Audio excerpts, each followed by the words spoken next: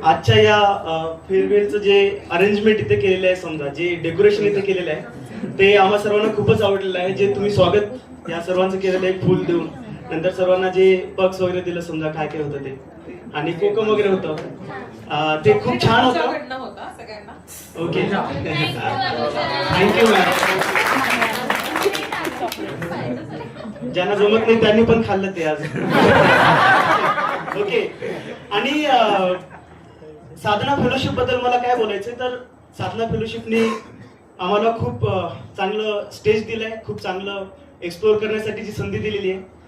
Like आमच्यामध्ये skill आहे, आमच्यामध्ये ते टॅलेंट आहे की आम्ही एखाद्या स्कूलमध्ये जाऊन तिथं हायर होऊन जाऊ, बट ते एक्सपोजर आम्हाला नाही भेटणार. ते तिथं कुठं वॅकेन्सीज आहे ते आम्हाला माहित नाही होणार. ते सर्व साधना फेलोशिपने आम्हाला अवेलेबल करून दिली आहे. त्यानंतर ऍक्च्युली लेसन प्लॅन काय असतं हे यांनी खूप प्रॅक्टिकली हँड्स ऑन ऍक्टिव्हिटीने आम्हाला शिकवलेले आहे. लाईक बीएड मध्ये जे लेसन प्लॅन असतं ते थोडं आउटडेटेड असतं. यांनी जे पण एवढं पण ते लाईक इम्प्लिमेंट नाही होत मुलांमध्ये, नाही का.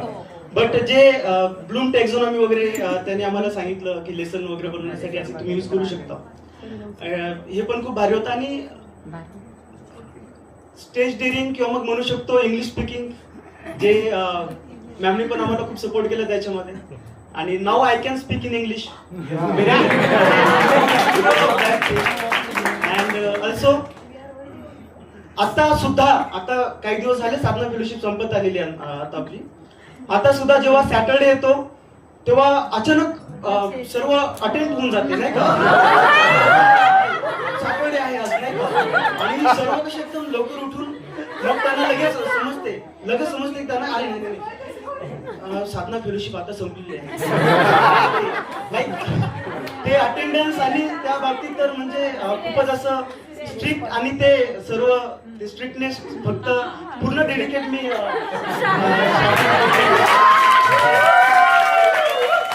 तसेच या प्रत्येक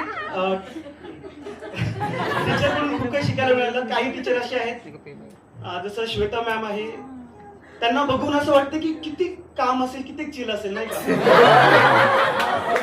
प्रत्येक गोष्टीमध्ये कोणत्याही गोष्टीला पॉझिटिव्ह मध्ये घेणं. हा तुम्ही बोला पण